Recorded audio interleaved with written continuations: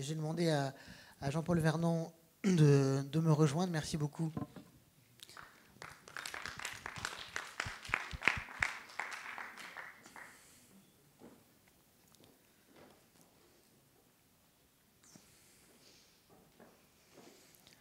Jean-Paul Vernon, qui est hématologue et qui a été le pilote des recommandations pour le plan cancer, qui a écouté sagement toute la journée tout ce qui a été dit, d'une grande densité, d'une grande richesse entre espoir, possibilités, recherche, crainte. Jean-Paul, qu'est-ce que tu en as retenu? Qu'est-ce qu'il en ressort selon toi? Alors d'abord, j'avais prévu de commencer en remerciant notre cher ministre pour son discours. Et je suis désolé qu'elle ne soit pas venue parce que je pense qu'elle connaît bien le sujet. Elle était très attachée à cela, à l'INCa. Et donc, voilà, c'est dommage, mais je conçois que la situation actuelle soit telle qu'il est difficile pour elle d'être disponible de manière importante et de venir ici ce matin. Bon. D'abord, moi, je suis onco-hématologue, c'est-à-dire je suis clinicien.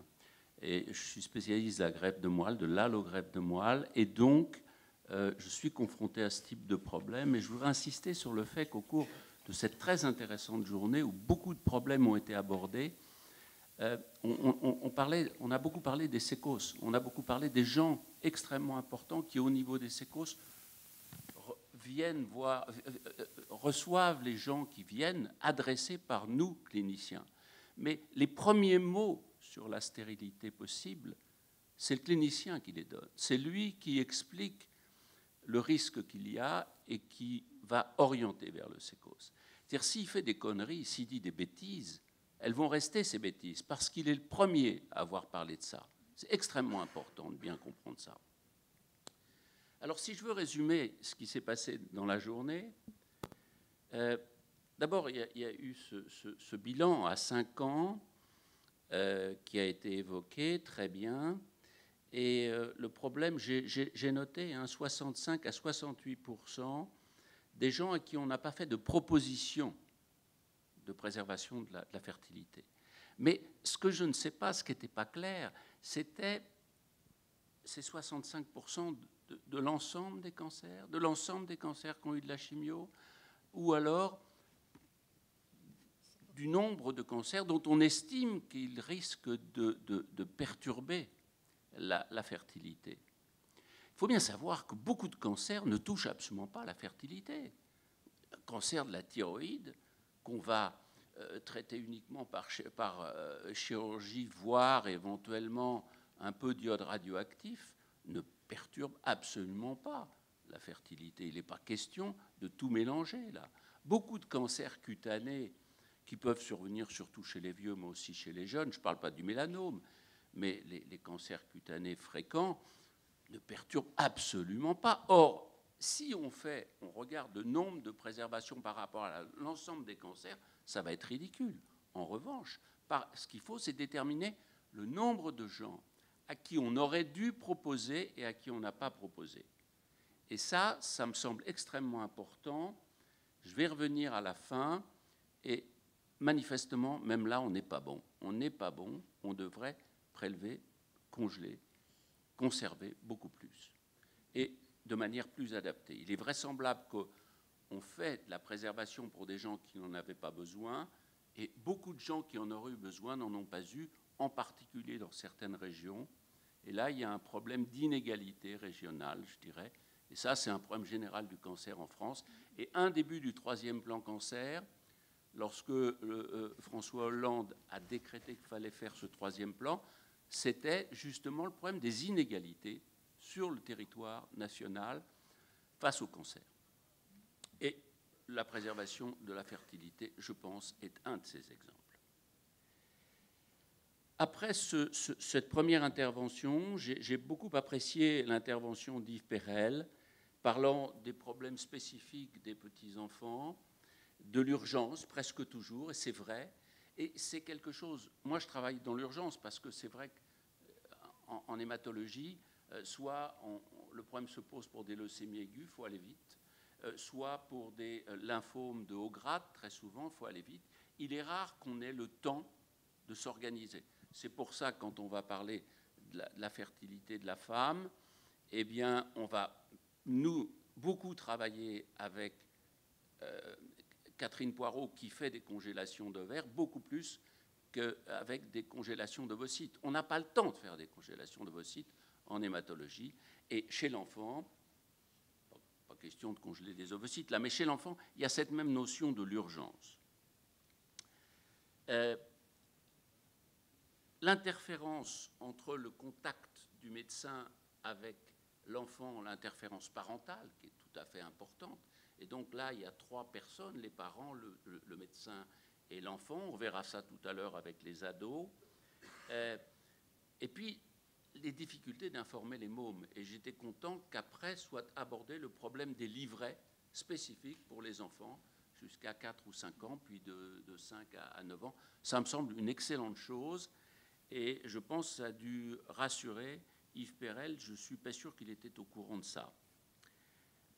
On a parlé après de la fertilité, de la préservation de la fertilité spécifique chez l'homme.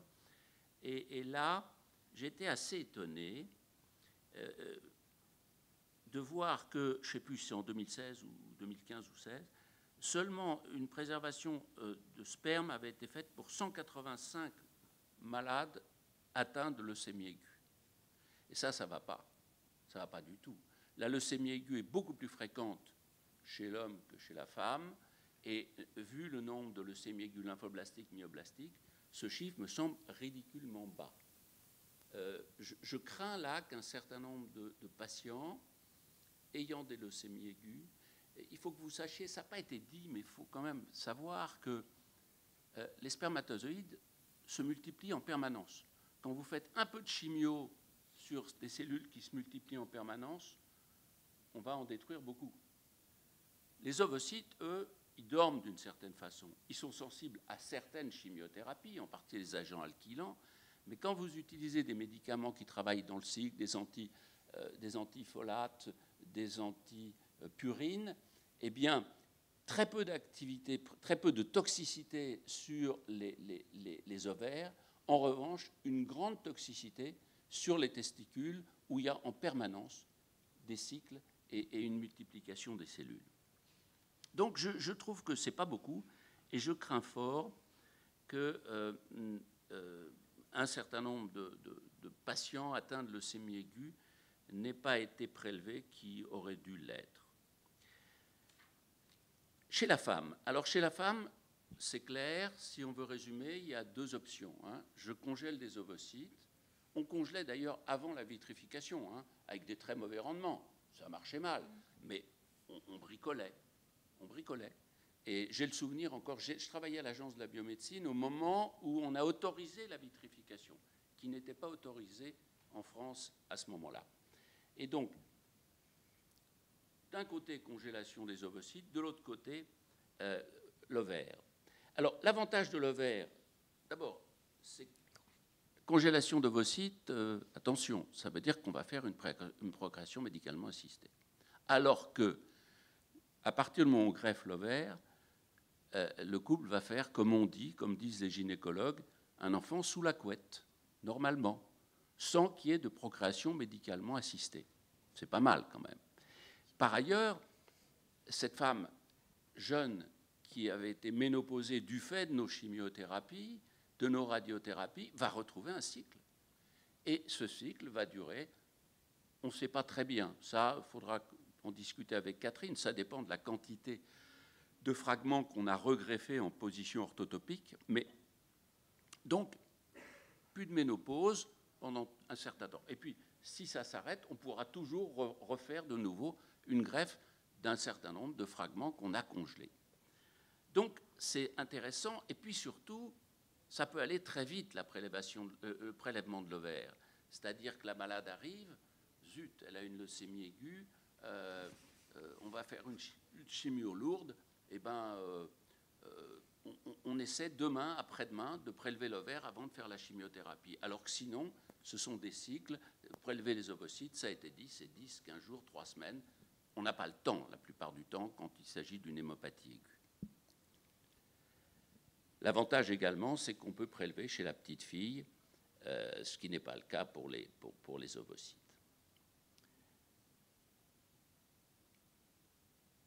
J'étais content qu'on parle enfin cet après-midi de sexualité. Parce que finalement, on a beaucoup parlé de reproduction, on a beaucoup parlé de rétablissement de la fertilité, et puis on n'a pas parlé de sexualité. Or, la sexualité, c'est quand même quelque chose d'important. Et clairement, je pense que le topo qui a été fait par Sébastien Laudry permettait bien de dissocier ce qui est reproduction et ce qui est sexualité. Sexualité et reproduction, ce n'est pas égal l'un à l'autre. On peut avoir une sexualité sans reproduction possible, et on peut se reproduire sans sexualité par la procréation médicalement assistée. Or, ce qui est important, il est important que nos malades gardent une vie sexuelle satisfaisante, normale. Et plaisir n'est pas forcément reproduction. Je voudrais dire, ça c'est mon expérience personnelle, c'est que dans les problèmes qui se posent après une greffe de moelle, par exemple, on a des fois une amplification de problèmes qui existent antérieurement dans le couple. Par exemple, j'ai 2-3 malades qui m'ont dit après la greffe, docteur, je peux avoir des relations sexuelles? On était 6-7 mois après la greffe, tout allait bien. Je dis oui, bien sûr. Ça m'embête. Vous ne voulez pas dire à mon mari que ce n'est pas recommandé? Je dis bah non, c'est extrêmement gênant. Je ne peux pas, moi, tenir ce discours. Si vous n'avez pas envie d'avoir une relation sexuelle avec lui, vous lui dites, mais vous ne vous servez pas de moi pour ça. Et ça, ce n'est pas exceptionnel. C'est-à-dire qu'on ne va pas mettre là sur le compte, ce n'est qu'un prétexte, la chimiothérapie, la greffe. Donc il y avait manifestement un problème antérieur qui réapparaît. Et là, la médecine est utilisée pour justifier le fait qu'elle n'a pas envie que son mari ait des relations sexuelles avec elle. Deuxième problème que j'ai assez fréquemment, c'est le problème de malades qui ont des dysfonctions érectiles, pour parler poliment, qui ont des troubles de l'érection. Et manifestement, un certain nombre de médecins qui les voient vont tout de suite médicaliser la chose. C'est-à-dire, on va envoyer voir l'urologue qui va faire une ponction, qui va injecter des trucs dans le corps caverneux, qui va regarder la vascularisation, toutes choses extrêmement traumatisantes à la fois physiquement et psychologiquement, alors même que le problème est avant tout psychologique. Il suffit de demander au malade, est-ce que vous avez des érections matinales? Et lorsqu'il lui dit oui, oui, ça va très bien, mais avec ma femme, ça ne va pas. Ce n'est pas un problème organique, c'est un problème psychologique. Et je pense qu'il faut insister là-dessus et éviter aux malades des examens complémentaires agressifs, traumatisants et inutiles. Ça ne veut pas dire qu'il n'y a pas des causes organiques de temps en temps, mais je dirais qu'après les allogreffes de moelle, 9 fois sur 10, ce ne sont pas des problèmes organiques, ce sont des problèmes simplement psychologiques. Le topo d'Étienne Seigneur sur les AJA était tout à fait intéressant et je suis tout à fait d'accord avec ce qui a été dit, c'est-à-dire qu'il convient de faire une information séparée aux parents et aux ados. J'ai vécu ça à plusieurs reprises et il faut bien comprendre quelque chose, c'est que la masturbation, c'est quelque chose qui est culpabilisant pour les jeunes, pour les enfants, très souvent. Les parents ne sont pas au courant. Et là, on va pour la première fois parler à ce môme de 13, 14, 15 ans, on va parler devant sa mère de masturbation. C'est insupportable pour lui. Il ne sait plus où se foutre. Et donc, il est extrêmement important de dissocier complètement cette information. Information d'abord aux ados sur ce que c'est que la congélation du sperme et ce que ça implique, et d'autre part, dans un second temps, aux parents, seuls, et éventuellement en réunissant les parents et les enfants. Mais certainement pas d'emblée une information globale.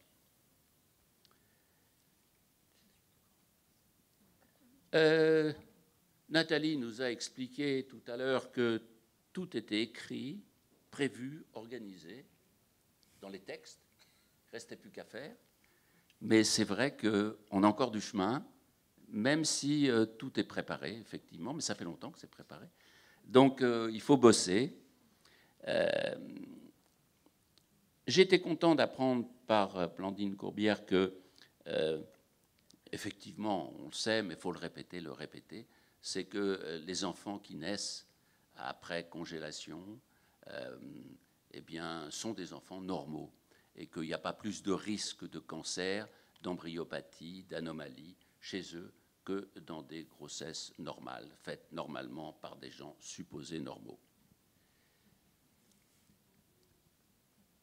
Pour terminer, je voudrais dire que stérilité n'est pas impuissance, c'est trivial, c'est banal. Mais ça, c'est quelque chose qui est absolument dramatique dans l'esprit d'un certain nombre de gens. Quand vous annoncez à un môme de 16-17 ans qui risque d'être stérile, dans sa tête, ça veut dire « je vais être impuissant ». Et il faut le savoir, il faut débobiner ça tout de suite, il faut dédramatiser tout de suite. J'ai un malade qui a eu sa dernière érection au sécos, et après c'était fini. C'était il y a 5 ans, j'espère que ça va revenir. Mais ça, c'est le traumatisme que ça représente. Il faut que vous soyez consciente que c'est quelque chose de traumatisant, et il faut faire extrêmement attention quand on annonce ça, en particulier à tous les hommes qui ont tendance à être un peu machos, mais surtout aux jeunes, il faut leur annoncer que, certes, ils ne pourront pas avoir d'enfants de la manière habituelle, mais que ça ne les empêchera pas d'avoir une vie sexuelle normale et éventuellement satisfaisante. Extrêmement important.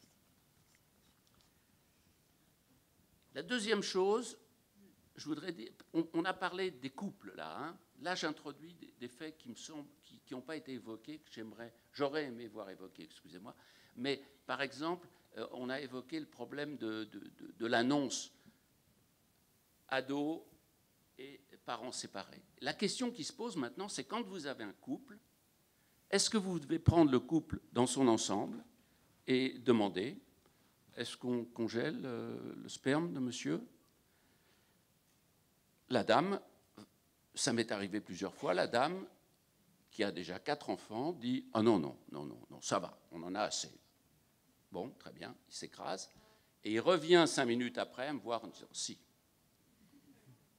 Si, ça va très mal avec ma femme. » Voilà. Bon, donc ça veut dire que qui décide en dernier ressort ? C'est le patient ou la patiente, Parce que bien évidemment, le problème peut être absolument le même avec une patiente qui dit à son mari qu'elle n'a pas envie d'avoir de môme parce qu'elle n'a pas envie d'en avoir avec lui, mais elle aimerait bien avec un autre. Et donc, voilà. Donc c'est extrêmement important, je pense, et je ne sais pas si tout le monde fait ça, d'avoir un entretien en couple et de manière séparée avec le patient ou la patiente intéressée. Si ce n'est pas fait systématiquement, je pense que c'est une erreur, il faut le faire. Et vous aurez probablement des surprises. J'ai parlé tout à l'heure des inégalités territoriales, et ce que je veux dire, c'est que nous, on fait de l'allogreffe de moelle et on nous envoie des malades d'hôpitaux de province ou d'hôpitaux de banlieue, et très souvent, on s'aperçoit avec horreur que le patient ou la patiente qui a une leucémie aiguë, que nous devons greffer, eh bien, rien n'a été fait avant la chimiothérapie. Alors, le travail a été fait par Catherine Poirot, montrant que bien qu'une chimiothérapie ait été faite chez des femmes, on peut parfois prélever l'ovaire et l'utiliser ultérieurement après une chimiothérapie beaucoup plus lourde, comportant souvent une irradiation corporelle totale qui, là, a toutes les chances, à tout coup, stérilise la femme. Pour les spermes, pour le sperme, si ça n'a pas été fait, on va essayer d'en prélever, mais on n'a rien du tout. Donc là, il y a un vrai problème qui est un problème d'application des recommandations et d'application de la loi, de ce qui devrait être la loi, dans un certain nombre de nos hôpitaux français. Qu'est-ce qui se passe quand on a ça? Eh bien, parfois on a une heureuse surprise. Ça m'est arrivé 3 fois dans ma vie de voir un patient ayant eu une irradiation corporelle totale faire un enfant sous la couette. Et c'est exceptionnel, mais j'en ai vu 2000, 3000, hein, mais bon, 3 fois. C'est-à-dire que c'est possible. Chez la femme, en revanche, à partir du moment où vous faites une irradiation corporelle totale, il n'y a pas de grossesse possible. Les quelques grossesses dont parlait tout à l'heure Blandine, après greffe, c'était des autogreffes probablement, sans irradiation corporelle totale. Hein. Et là, on peut retrouver de temps en temps des cycles normaux. Si on n'a pas d'heureuse surprise et qu'il n'y a pas d'enfant sous la couette, on va regarder chez le monsieur, on va faire un spermogramme. Et on a de temps en temps la surprise, au bout de 10-12 ans, d'avoir un spermogramme avec quelques spermatozoïdes qui se battent en duel, qui ne sont pas suffisamment nombreux pour qu'on fasse un enfant sous la couette. En revanche, on peut, par l'ICSI, les utiliser. Et ça m'est arrivé, c'est-à-dire de prélever effectivement ces quelques spermatozoïdes qu'on retrouve 10-15 ans après l'irradiation corporelle totale, et on peut faire une procréation médicalement assistée dans ces conditions-là. Si ça n'est pas possible, qu'est-ce qui reste?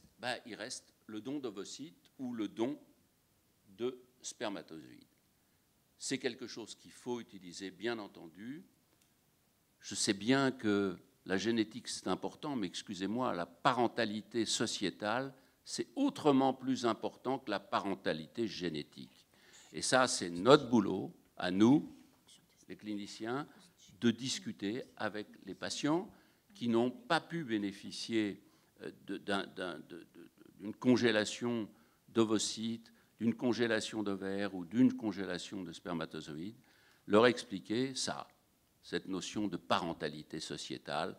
Voilà. Et puis si ça n'est pas possible, parce que des fois ça n'est pas possible, par exemple, c'est un problème qui a été évoqué, je crois, rapidement aujourd'hui, c'est celui que une des causes de stérilité, même quand on a congelé des ovocytes de la femme ou qu'on a congelé des fragments ovariens qu'on réimplante, c'est le problème de l'état de l'utérus.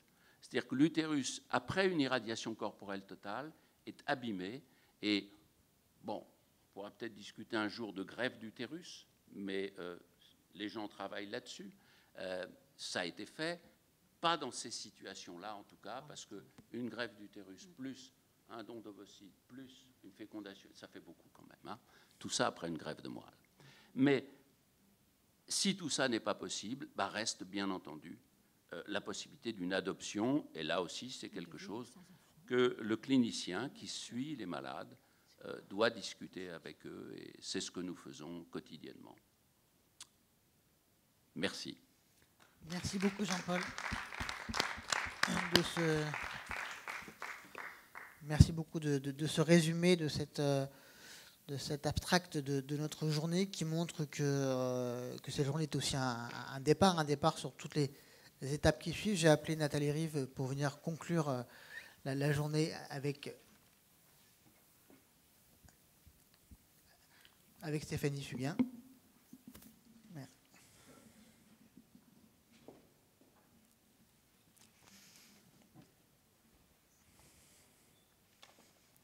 Venez ici au milieu, on sera mieux.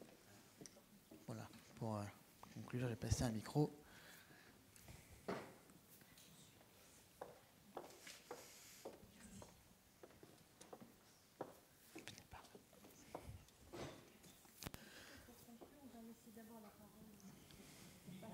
Le micro, il faut attendre, faut parler de 2 secondes dedans, et normalement il va marcher.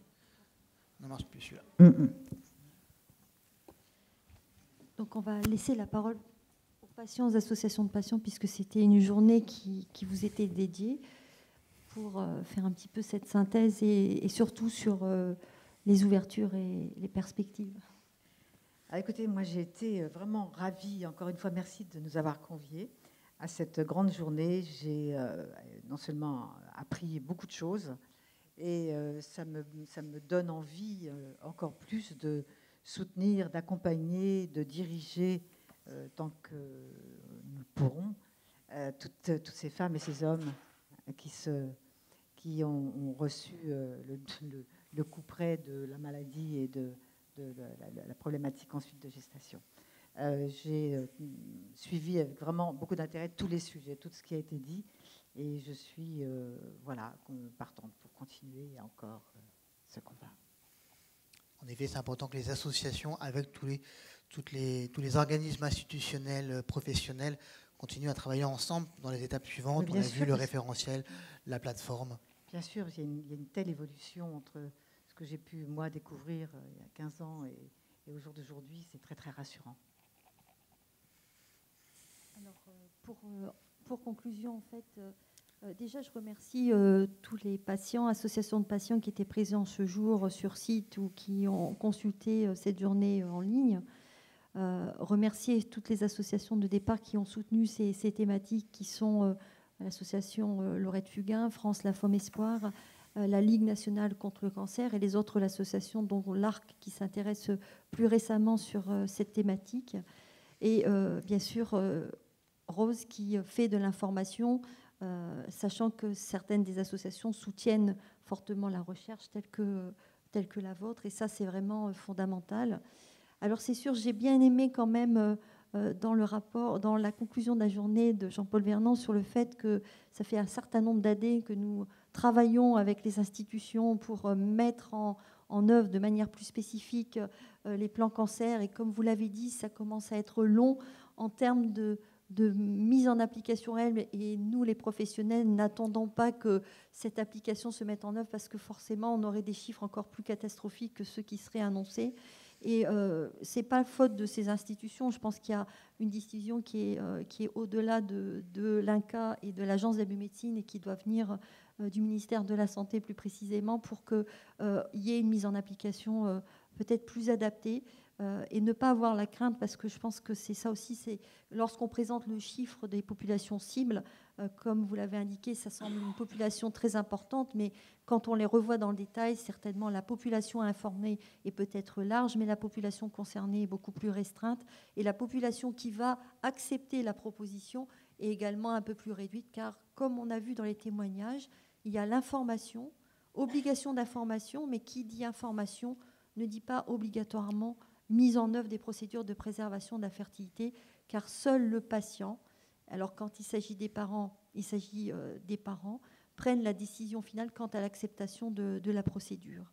Et même quand il y a conservation, il n'y a pas forcément utilisation des échantillons conservés pour mettre en œuvre son projet d'enfant. On n'a pas vu dans le témoignage là, mais il y a un des témoignages où effectivement il y a eu recours aux dons d'ovocytes et qu'il y a des patients qui puissent refuser l'utilisation de leurs ovocytes, voire de leurs spermatozoïdes. Mais je dirais encore plus quand on va parler des tissus et qui vont préférer avoir recours soit aux dons, soit à l'adoption. Mais ce dont on n'a pas parlé, mais qui est aussi le choix de certains couples, c'est de vivre sans enfant, qui est aussi une possibilité. Alors vous allez me dire, quand on parle de fertilité ou de procréation, c'est un peu anachronique, mais non, ça fait aussi partie des projets. C'est-à-dire qu'on peut construire un projet de vie sans forcément avoir des enfants. Et c'est vrai que l'une des grandes questions qu'on a, enfin, que j'ai au fur et à mesure de mon expérience, c'est on propose ces procédures de préservation de la fertilité chez des patients parfois très jeunes, dont on ne sait pas si véritablement un jour ils auront un réel projet d'enfant et qu'on les projette obligatoirement dans la conception d'une vie en couple, et puis avec nos lois en couple hétérosexuels, et puis aussi en couple qui devront potentiellement avoir des enfants. Mais on a des patients qui sont dans des autres formats de projets de vie ou de projets de famille dont on ne le sait pas au moment où on va les recevoir. Et ça aussi, il faut justement avoir aussi une réserve quant à nos procédures, c'est-à-dire informer, proposer, mais ne pas non plus imposer de manière excessive, surtout quand parfois, on voit parfois chez des adolescents où il y a des refus de propositions alors que les parents sont très demandeurs, dans notre domaine du cancer, mais dans d'autres domaines également. Alors l'idée, c'est d'aller au-delà. Donc l'au-delà, c'est par rapport à tout ce que nous avons établi aujourd'hui, c'est-à-dire les témoignages, la journée qui est filmée. Donc on va essayer, avec Damien, d'organiser sur des petites séquences Et ce que l'on va faire, c'est on va transmettre via les mêmes mailing lists tous ces outils vers vos associations que vous pourrez utiliser sur vos sites. Parce que c'est vrai que nous, on les aura sur nos sites, mais ce n'est pas forcément là que les patients viennent chercher forcément les informations. Mais plus il y aura une diffusion large en dehors de nos limites de sociétés savantes, de professionnels de santé, plus je pense qu'on aura une cible qui sera atteinte, et ensuite on verra s'il y aura d'autres actions à mener. En tout cas, je vous remercie tous d'être présents aujourd'hui. Damien aussi pour avoir organisé cette journée, avoir fait le lien avec toutes les associations de patients. Et puis, toutes les sociétés, bien sûr, il y a les sécos. Mais dans le monde de la reproduction, on est tous répartis on est tous associés à différentes sociétés, que sont les sécos, que sont les BLEFCO, que sont le GRECO. Et on retrouve finalement à peu près les mêmes personnes, car le monde de la reproduction, malheureusement, est un monde extrêmement limité. Il n'y a pas beaucoup de professionnels de santé dans ce cadre-là. Je vous remercie en tout cas. Merci beaucoup Nathalie. J'étais en effet ravi d'organiser cette journée pour ce sujet qui, vous l'avez compris, me tient à cœur. Je remercie également nos partenaires sans qui la journée ne serait pas possible, l'Institut national du cancer, le Cancéropole Nord-Ouest et les laboratoires Ipsen et Roche qui continueront d'ailleurs aussi, vu que notamment les prochaines vidéos et la diffusion fait aussi partie de la suite de l'aventure, on va dire, de cette journée préservation de la fertilité, préservation du projet de vie. Et je finirai par vous dire à tous une bonne année et une bonne fertilité.